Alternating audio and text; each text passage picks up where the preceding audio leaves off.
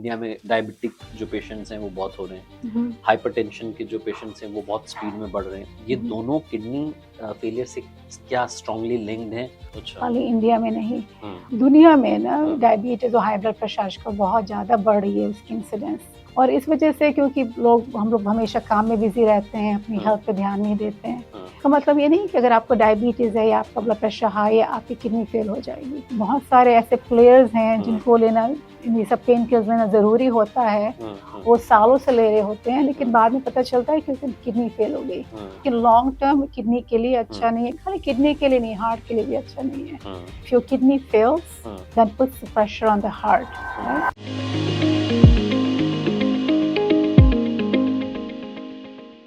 बचपन से हमने सुना है हेल्थ इज वेल्थ, लेकिन हम सबसे ज्यादा इग्नोर हेल्थ को ही करते हैं।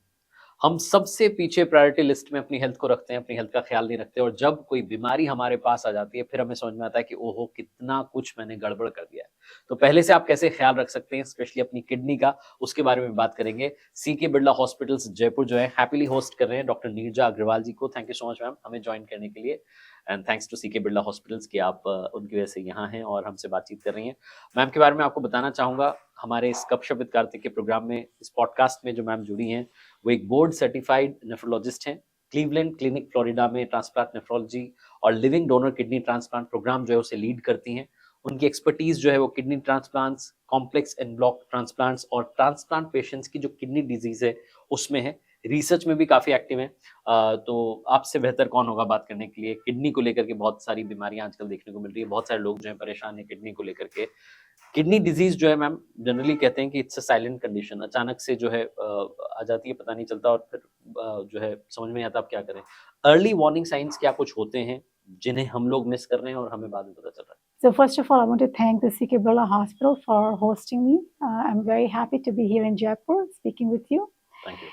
So the first thing that we should know about kidney disease, unfortunately, many times when we have symptoms or signs of kidney disease, तब तक बहुत देर हो चुकी होती है जो पता चल रहा है, जब पता चलता है कि किसी को किडनी डिजीज है।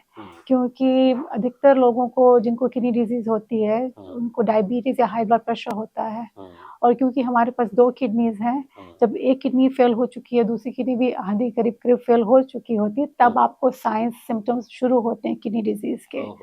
जैसे आपको थकान लगेगी बहुत ज़्यादा, नींद आती है, पैरों में पानी, थोड़ा स्वेलिंग आ जाएगी क्योंकि आपकी बॉडी में फ्लूइड रिटेंशन हो रहा है उस वजह से।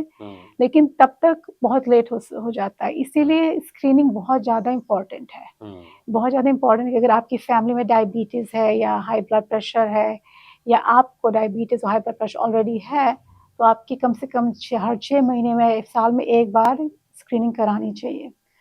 और स्क्रीनिंग बहुत आसान है, एक ब्लड टेस्ट है और एक यूरिन टेस्ट है। ब्लड टेस्ट में वो चेक करेंगे आपकी क्रिएटिनिन लेवल क्या है, उससे पता चलेगा आपके किडनी फंक्शन कितना अच्छा है या कितना खराब है। क्रिएटिनिन, अगर आपकी क्रिएटिनिन बहुत ज़्यादा हाई है इसका मतलब ऑलरेडी इसमें प्रॉब्लम्स हैं।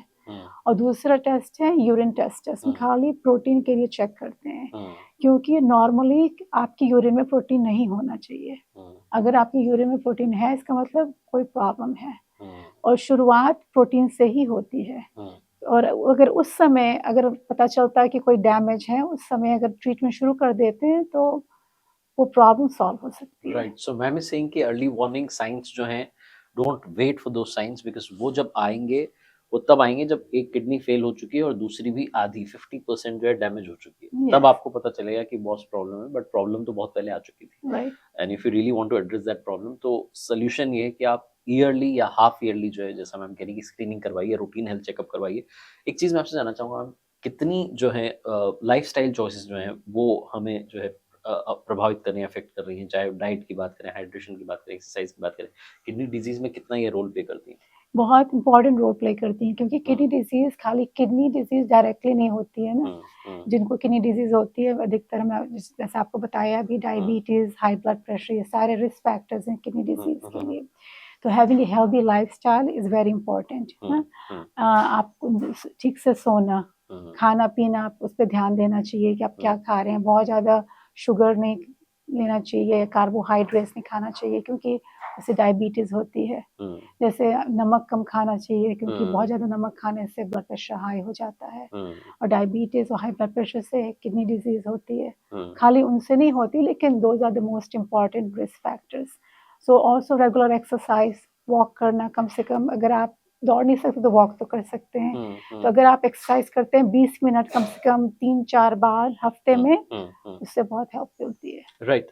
अब मैं थोड़ा सा इंडिया के पर्सपेक्टिव से बात करना चाहूँगा। इंडिया में डायबिटिक जो पेशेंट्स हैं वो बहुत हो रहे हैं, हाइपरटेंशन के जो पेशेंट्स हैं वो बहुत स्पीड में बढ़ रहे हैं। ये दोनों किडनी फेलियर से क्या स्ट्रांगली लिंक्ड हैं, और कैसे लोग जो हैं प्रिवेंटिव स्टेप्स जो हैं वो ले सकते हैं? दुनिया में ना डायबिटीज और हाई ब्लड प्रेशर आजकल बहुत ज़्यादा बढ़ रही है, उसकी इंसिडेंस, खाली इंडिया में नहीं।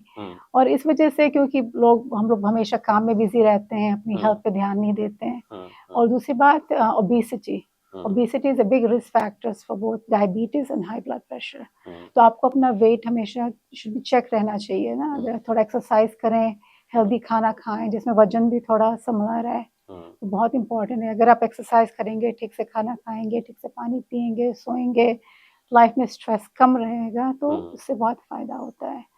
और अगर आपको ऑलरेडी डायबिटीज या हाई ब्लड प्रेशर है, कोई ऐसी कोई प्रॉब्लम नहीं है। अगर आप शुरुआत से ही ध्यान देंगे, आपके ब्लड शुगर्स कंट्रोल रहेगा, आपकी हीमोग्लोबिन A1C जो एक मार्कर है डायबिटीज के लिए, उसको कंट्रोल में रखेंगे, तो आपकी किडनी फेल नहीं होगी। Right. इसका मतलब ये नहीं कि अगर आपको डायबिटीज है या आपका ब्लड प्रेशर हाई है, आपकी किडनी फेल हो जाएगी। अगर आप शुरू से ध्यान देंगे, आपका ब्लड प्रेशर कंट्रोल में रहेगा, आपकी डायबिटीज कंट्रोल में रहेगी, आप अपने डॉक्टर के पास जाते हैं हर 6 महीने या 1 साल में, सारे टेस्ट कराते हैं, आपके किडनी के टेस्ट कराते हैं, जैसे हमने पहले बताया था, तो वो ट्रीटमेंट शुरुआत तब से हो सकती है। राइट। अब मैं आपसे जानना चाहूँगा, लॉन्ग टर्म पेन किलर्स जो हैं या ओवर द काउंटर जो मेडिसिन होती हैं, उनका यूज़ करना किडनी हेल्थ को कैसे नुकसान पहुँचाता है? तो बहुत सारी ऐसी दवाइयाँ होती हैं जिससे, क्योंकि वो किडनी के थ्रू एक्सक्रीट होती हैं यूरिन में, और आपकी body gets rid of it through the kidney, right. तो लेकिन वो दवाइयाँ टॉक्सिक भी होती हैं किडनी के लिए। तो एक ग्रुप है दवाइयों को called non steroidal anti inflammatory drugs, जैसे आइबुप्रोफेन है, बहुत सारी जो एंटी इन्फ्लेमेटरी दवाइयाँ हैं उनमें भी वो भी होता है। तो वो कम लेना चाहिए या रेयरली लेना चाहिए, क्योंकि वो डैमेज का causes damage to the kidney because it reduces the blood flow to the kidney, and also it has a direct toxic effect to the kidney.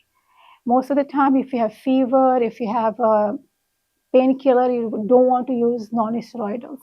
उसमें आप टाइलेनॉल ले सकते हैं या एसिटामिनोफेन ले सकते हैं, लेकिन ये जो आइबुप्रोफेन है या दूसरी दवाइयाँ हैं, मोट्रेन, अलीव, हमें नहीं पता किस नाम से यहाँ है, लेकिन जो सॉल्ट है वो non steroidal anti inflammatory drugs हैं, उनका यूज़ कम करना चाहिए। अगर आपको ज़रूरत पड़ी भी है तो शॉर्ट टर्म यूज़ करिए, और जब तक आप उसको ले रहे हैं पानी पीजिए, ठीक से खाना खाइए। मतलब लोग जो ये पेन किलर को लोगों ने एक वो हैबिट मान लिया है कि भाई सुबह शाम ले लेते हैं, मान लीजिए, या कोई वो नहीं करना चाहिए। Avoid long term pain killers. I mean बहुत सारे ऐसे प्लेयर्स हैं जिनको लेना, ये सब पेन किलर्स लेना जरूरी होता है, वो सालों से ले रहे होते हैं, लेकिन बाद में पता चलता है क्योंकि किडनी फेल हो गई। और जैसे हमने आपको बताया ना, शुरुआत में सिम्टम्स तो नहीं होते हैं, और जब पता चलते हैं तो कभी बहुत देर हो जाती है। राइट। मैं आपसे जानना चाह रहा हूँ कि आजकल बहुत सारे यंग एडल्ट्स हैं जो हाई प्रोटीन डाइट्स और सप्लीमेंट्स का यूज कर रहे हैं, क्या ये सेफ है? आप क्या बताएंगे? देखिए, एकदम अनसेफ भी नहीं है और कम्प्लीटली सेफ भी नहीं है। इस मतलब ये, अगर आपके किडनी में ऑलरेडी कोई डैमेज है, प्री एग्जिस्टिंग कंडीशन है ऑलरेडी, अगर डायबिटीज है, हाई ब्लड प्रेशर या कोई दूसरी बीमारी है जिसकी वजह से kidney is not completely healthy, उस केस में ये अच्छी बात नहीं है कि आप बहुत ज्यादा प्रोटीन लेंगे, क्योंकि उस पर बहुत जोर पड़ेगा किडनी पे। लेकिन वैसे it's safe to some extent, लेकिन आपको ये देखना पड़ेगा कौन सा सप्लीमेंट है, कि उसमें स्टेरॉइड कंटामिनेशन तो नहीं है। आजकल क्रिएटिनिन बहुत ज्यादा कॉमनली यूज हो रहा है ना। Basically, you are saying that you should go and consult the doctor. Yes, absolutely. You should definitely see your doctor to see if that is okay for you to take. कोई भी supplement लेने के पहले आप अपने doctor के पास जाइए, वो आपका पूरा चेकअप करेंगे, वो आपको बताएंगे कि ये आपके लिए सेफ है कि नहीं है।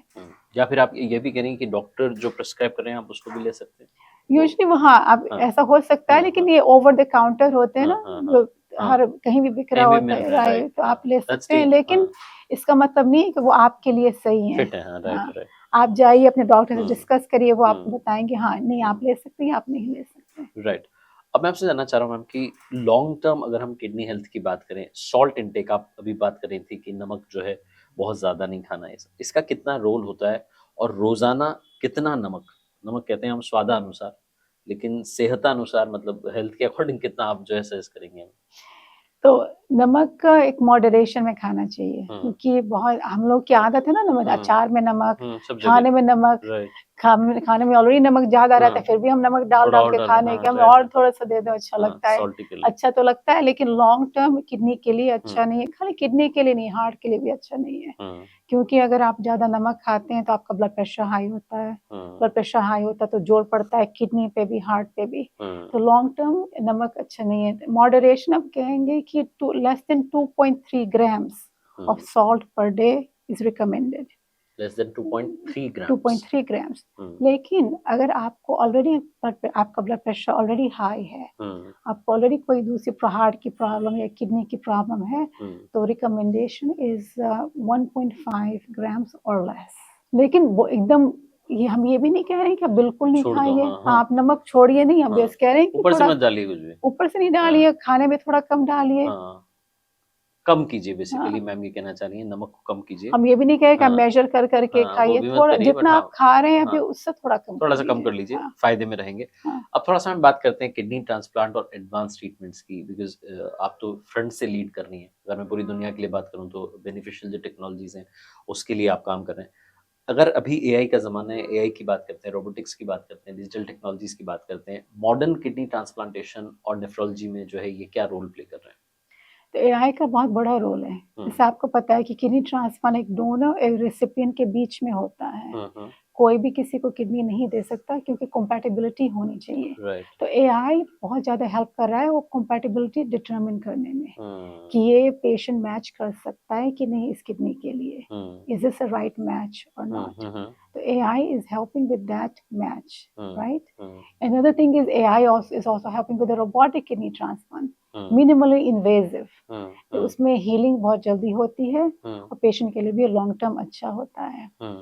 और आपने ये भी सुना होगा, हम आजकल आर्टिफिशियल किडनी में भी काम कर रहे हैं। अभी वो परफेक्ट नहीं हुई है, अभी तो ह्यूमन ट्रायल शुरू नहीं हुए हैं, लेकिन we are still working on it ना, कि how is artificial kidney gonna work in the future. अभी तो हम डायलिसिस करते हैं जब किडनी फेल हो जाती है, लेकिन डायलिसिस की बड़ी बड़ी मशीन है, तो अभी there is research going on to see whether we can have smaller devices which can do the work for a kidney. अब उसको इम्प्लांट किया जा सकता है कि नहीं, अभी उस पर भी काम चल रहा है। और एक और चीज़ जो हम काम कर रहे हैं, अभी तो सारा डोनेशन किडनी ट्रांसप्लांट में ह्यूमन टू ह्यूमन हो रहा है, लेकिन आजकल there is also some research going on about pig kidneys, for example animal kidneys, right? Genetically modified pigs, to see whether their kidney is going to be compatible for humans or not. So there's all this research is going on, and it's very having AI, having this new technology that has been very helpful for kidney transplant. और एक और बात जो आपको पता है कि एक बार किडनी निकाली जाती है बॉडी से, तो उसको रखा जाता है एक सॉल्यूशन में। आजकल there is also some advancements on that, कि the kidney has to be pumped. उसका जो the environment the kidney has to be kept on has to be very similar to the body environment. So उस kidney को ज़्यादा देर तक बाहर रखा जा सकता है पेशेंट को देने के पहले, before implanting it to the patient. So इसमें all these new technologies, new things are. So do you think artificial जो किडनी को लेकर के रिसर्च चल रही है, will it be really beneficial? I think so. क्योंकि अभी देखिए, अभी आपके पास डायलिसिस है ना, पेरिटोनियल डायलिसिस, हीमोडायलिसिस। जब आपकी किडनी 90% फेल हो जाती है, तो आपके पास यही दो ऑप्शंस हैं, या किडनी ट्रांसप्लांट। हम आपको ये भी बताना चाहेंगे कि आर्टिफिशियल किडनी या डायलिसिस ये अच्छी चीज़ है, लेकिन रिसर्च ने ये हमें पता चला है कि kidney transplant is better for the patient rather than dialysis. उससे there is a better quality of life and there is also better long-term survival with a transplant than with dialysis. Right. लेकिन हर एक का transplant नहीं हो सकता क्योंकि उसके कुछ क्राइटेरियाज होते हैं। तो उनके लिए हमारे ख्याल से ये जो आर्टिफिशियल किडनी है वो बहुत बेनिफिशियल होगी और उसके लिए रिसर्च चल रही है। हाँ। एक सवाल इसी पे ट्रांसप्लांट पर ही हम बात करें, ट्रांसप्लांट इवैल्यूएशन के लिए पेशेंट्स को रेफर करना कितना अर्ली टू अर्ली होता है in your language? I think every patient with any type of kidney dysfunction, उन्होंने अपने जनरल प्रैक्टिशनर के पास गए, उनकी the kidney function comes back abnormal, उस स्टेज पे उन्हें नेफ्रोलॉजिस्ट को रेफर करना चाहिए as early as possible.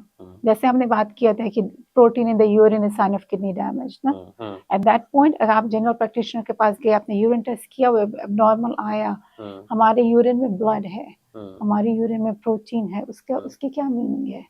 Urine is a glimpse into the kidney, urine is a picture of your kidney basically. अगर वो एबनॉर्मल है तो उस पेशेंट को नेफ्रोलॉजिस्ट के पास रेफर करना चाहिए। That is step 1। The step 2 is अब वो पेशेंट नेफ्रोलॉजी के साथ फॉलो कर रहा है, ठीक है। जब उसका किडनी फंक्शन इज 30% और less, that is the right time to refer them for a transplant specialist for evaluation for a kidney transplant. हर एक का ट्रांसप्लांट नहीं हो सकता, लेकिन हम इवेलुएट करेंगे कि आप सूटेबल हैं कि नहीं ट्रांसप्लांट के लिए, और उसमें हम क्या सर्च करते हैं, क्या इवेलुएशन प्रोसेस क्या होती है। आपको ऐसा कोई, जैसे किसी को कैंसर तो नहीं है जो टर्मिनली इल है, उसको तो ट्रांसप्लांट नहीं दिया जा सकता क्योंकि उसकी सर्वाइवल बेनिफिट नहीं होगी किडनी ट्रांसप्लांट के लिए। Well, you have some kind of infection which is lifelong, that is another problem. So बहुत सारी चीज़ें ऐसी हैं जो देखना पड़ता है कि ये this patient is suitable for transplant or not. Like obesity, BMI or body mass index of more than 35. That is also one of the relative contraindications for transplant. So those are the things we have to look at. But what I tell my doctors and the patients, don't worry about you trying to figure out who should get a transplant or not. Send them to me. Let's just decide that patient can have a transplant or not. Right. और दूसरी बात, अगर patient को हम कहते हैं नहीं आपका BMI ज़्यादा है, आपका ट्रांसप्लांट नहीं हो सकता, आप चाहो वेट लूज करो फिर वापस आओ, उसको भी लगेगा है क्या है, मुझसे नहीं होता।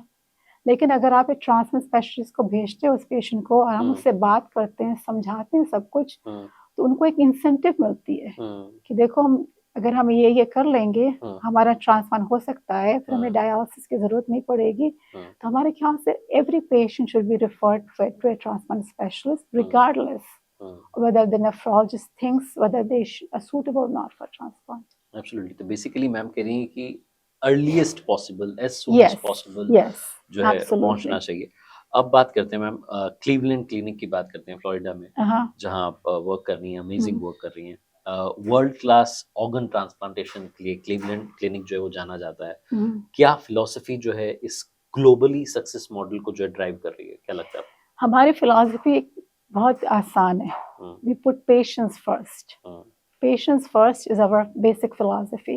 उस पेशेंट फर्स्ट क्या, उसके लिए हम क्या कर सकते हैं, the most innovation, the research, and also हमारा जो ग्रुप है ट्रांसप्लांट के लिए is a multidisciplinary approach. उसमें पूरी टीम है, जैसे excellent physicians, the surgeons, the nephrologists. We have a social worker who assesses the patient. We have a transplant pharmacist. We have this group of people who help that patient be successful with the transplant. So Cleveland Clinic की philosophy यही है, putting the patient first. हम ऐसा क्या कर सकते हैं जिसमें सबसे ज्यादा बेनिफिट उस पेशेंट के लिए हो। क्या बात है, patient first is the philosophy. अब मैं बात करना चाहूंगा ट्रेनिंग, रिसर्च, शेयर्ड लर्निंग जो है ग्लोबल ट्रांसप्लांट की हम बात कर रहे हैं, ग्लोबल ट्रांसप्लांट आउटकम्स को इम्प्रूव करने में कितनी इंपॉर्टेंट जो है साबित होती है? तो हमारे ख्याल से जैसे हमारा प्रोग्राम अगर सक्सेसफुल है तो हमें ये शेयर करना चाहिए दूसरे प्रोग्राम्स के साथ। So I believe sharing your experiences, sharing the knowledge right with other programs world wide, having similar protocols, जो प्रोटोकॉल हमारे लिए अच्छा है we can also share with others to help that other program be successful as well. And also having the access through we have this kind of collaboration with the second opinion programs. So having this access to the second opinion to the Cleveland Clinic, right? But our experts can also talk through CK Birla with the patients and answer their questions and how we can help them be successful, both before during and after transplant. Right right. कुछ myth busters की मैं बात करूं उससे पहले आपसे जानना चाहूंगा आपका मैसेज क्या होगा उन लोगों को जो अपनी किडनी हेल्थ को जो है लाइफ टाइम प्रोटेक्ट करने के लिए याद रखें? क्या एक टिप देना चाहेंगे आप या फॉर्मूला बताना चाहेंगे? हमारे ख्याल से eat healthy, right? Exercise. I know it's easy said than done, but if you can avoid being stressed, because it's not easy nowadays. Our lives is so stressful. Right. And also drinking water. पानी पीना बहुत जरूरी है। आप कम से कम 1 to 2 litres कम से कम, लेकिन अगर आप बाहर काम कर रहे हैं समर में, अगर बहुत धूप है, कड़ी धूप, और ज्यादा पानी पीना चाहिए। तो staying hydrated is extremely important. तो पानी पीना सबसे ज्यादा इम्पोर्टेंट चीज है। एक चीज हम कह सकें तो अगर आप कुछ ना करें लेकिन अगर पानी पिए, रोज नमक कम करें तो ठीक रहेगा। हमसे दूर रहेंगे। हम तो चाहते हैं कि हमसे दूर रहे। मैं आपसे इसी पानी पे बात करना चाहूंगा, क्या ये सच है कि सिर्फ कम पानी पीने वाले लोगों को ही जो है किडनी स्टोन्स होते हैं? अगर पानी पीते हैं तो आपको आपके चांसेस किडनी स्टोन्स होने के कम होते हैं, लेकिन खाली पानी पीने से किडनी स्टोन प्रिवेंशन नहीं होता। बहुत सारी ऐसी डिजीजेस हैं जिनकी वजह से किडनी स्टोन्स होता है। किडनी स्टोन्स है बिकॉज ऑफ इम्बैलेंस, जैसे chemical imbalance in the urine, right? अगर आपको किडनी स्टोन्स है तो आप एक नेफ्रोलॉजिस्ट के या यूरोलॉजिस्ट को रिफर किए जाएंगे और वो एक टेस्ट करेंगे 24 आवर यूरिन कलेक्शन। और उस 24 आवर्स में आप हर बार जो यूरिन है उसको आप कलेक्ट करेंगे जार में, वो लैब यूरिन लैब में जाएगी, उसको देखा जाएगा आपके यूरिन का कंपोजिशन क्या है, कितना कैल्शियम है, कितना ऑक्सलेट है, कितना यूरिक एसिड, उससे ये पता चल जाएगा कि आपको किडनी स्टोन्स क्यों हो रहे हैं। And we have to work, give you treatment to work towards changing that composition, जिसमें स्टोन फॉर्मेशन हो ही ना। लेकिन उसमें सबसे ज्यादा इंपॉर्टेंट है पानी पीना, लेकिन खाली पानी ना पीने से आप किडनी स्टोन प्रिवेंट नहीं कर सकते। सॉल्ट की भी हमने बात की, क्या हिमालयन पिंक सॉल्ट जो है वो हेल्दियर होता है और क्या ये सेफ है किडनी के लिए? हमने भी काफी सुना था कि हिमालयन सॉल्ट बहुत फायदेमंद होता है, लेकिन ऐसा कुछ फर्क नहीं है। अच्छा। जो आपका टेबल सॉल्ट है या सोडियम तो उतना ही है दोनों में। हो सकता है खाने में ज्यादा अच्छा, देखने में ज्यादा अच्छा लगता है, लेकिन as such is not beneficial for kidney. Gym supplements की बात करें, फैट बर्नर्स की बात करें, या क्रिएटिन जो है किडनी फंक्शन के लिए हार्मफुल होते हैं? तो जैसे हमने पहले कहा था कि क्रिएटिनिन एज नॉर्मली, अभी ऐसी कोई रिसर्च नहीं है जिसने दिखाया कि creatinine is gonna be harmful, लेकिन अगर if you already have established kidney disease, in that case आपको अपना प्रोटीन इनटेक थोड़ा कम करना चाहिए। आपसे मैं जानना चाहूंगा कि अगर किसी को किडनी डिजीज हो ही गई है, बीमारी हो गई है, अब कैसे वो अपनी नॉर्मल लाइफ में बाउंस बैक कर सकते हैं? अगर शुरुआत है किडनी डिजीज की तो आप, जैसे हमने बताया था, आप अपने नेफ्रोलॉजिस्ट के पास जाएंगे, उनको वो आपको कोई ट्रीटमेंट दे सकते हैं। जैसे बहुत ज्यादा डैमेज नहीं हो, शुरुआत है, लेकिन prevent the progression of the disease. कुछ दवाइयां ऐसी हैं जो आप ले सकते हैं, daily lifestyle changes you can make, इससे प्रोग्रेशन वहां पे बंद हो जाए। दूसरी बात, अगर आपको ऑलरेडी किडनी डिजीज है और आप क्रॉनिक किडनी डिजीज एस्टैब्लिश्ड हो गई है, now you and up on dialysis या डायलिसिस शुरू होने वाली है, तो उस पॉइंट पे रिवर्सल या प्रिवेंटिंग द प्रोग्रेशन बहुत मुश्किल हो जाएगा। इन दैट केस जो सारी रिसर्च हम लोगों ने की है, इससे ये पता चला है कि transplant improves the quality of life and also improves longevity. I mean, you're going to live longer with the kidney transplant and have a better quality of life than with dialysis. Right. और transplant के बाद की life कैसी होती है? Transplant के बाद की life is very similar to what you had before having kidney disease. एकदम 100% तो नहीं है, लेकिन it's very very similar. It is closer to what normal life used to be before having kidney disease. Wonderful. So I really encourage everyone to be evaluated for kidney transplant. Absolutely.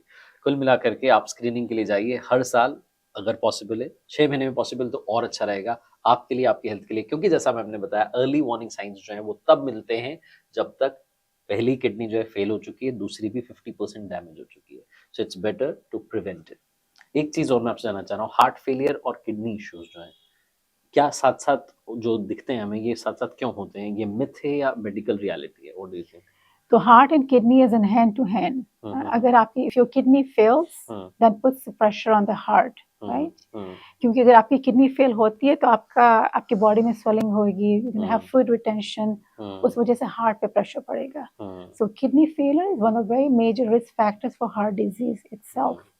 So chronic kidney disease is a big risk factor for coronary artery disease, for heart disease in general. But also it can be other way around. If you have heart disease, you're also going to compromise your kidney function. So if you have heart disease, you're going to compromise the blood flow to the kidney. And that's why it puts too much pressure on the kidney, too much strain on the kidney. So you can develop kidney disease just because of having heart disease. So they work hand in hand. लेकिन many times also happens कि अगर आपकी whatever heart disease you had, congestive heart failure, now it's better. So your kidney function will also improve. Yeah. And if your kidney was like many patients I have after the kidney transplant, the volume status got better, the heart disease, things got better for them. So they're going hand in hand? They're hand in hand. Just take care of both. Take care of both. And by diet, changing your lifestyle, reducing salt intake, checking your blood sugars, reducing your carbohydrate intake. Right. If you lead a healthy lifestyle, वो खाली kidney के लिए भी नहीं, वो heart के लिए भी अच्छा है, आपके दिमाग के लिए भी अच्छा है। दिमाग के लिए भी अच्छा, सब कुछ स्वस्थ सब रहेगा। कुछ। सो इन दी एंड मैं बस ये जानना चाह रहा था, आपने ऑलरेडी जो है रूटीन बता दिया है, लेकिन फिर भी कुछ और ऐसा बचा है जो आप ऐड करना चाहती हैं किडनी फ्रेंडली डेली रूटीन में? पानी पीना। हम भूल जाते हैं ना। और दूसरी बात, हम भी हमेशा खाली पानी पीना नहीं, बाथरूम भी जाना चाहिए। You should not be holding your urine for long time. If you feel that is not healthy either. I always tell my patients, don't hold it. Especially after transplant, don't hold it, You just, if you feel the need to go to the bathroom. So drinking water, eating healthy, exercising, and reducing the salt intake, controlling your blood sugar. And if you already have diabetes or high blood pressure or any kidney problems, don't be scared. Go see your doctor. Make sure that you do everything that you need to do. There are treatments already in place that can be done in the beginning. इसका मतलब नहीं है कि आप dialysis पे चले ही जाएंगे। हम शुरू से ही अब आप ध्यान रखेंगे तो ये प्रॉब्लम नहीं होगी। Absolutely. Thank you so much CK Birla hospitals Jaipur ma'am से मिलवाने के लिए और हमारी ऑडियंस को बहुत सारी बातें बताने के लिए जो उनके लिए बहुत फायदेमंद रहेंगी। सो हमारे साथ ही amazingly talented doctor Neeraja Agarwal, thank you so much ma'am for joining us in Gupshup with Kartik. My FM की ओर से मैं एक बार फिर से आपको थैंक यू करता हूँ। आई होप आपको जयपुर बहुत पसंद आएगा। Thank you so much. Thank you.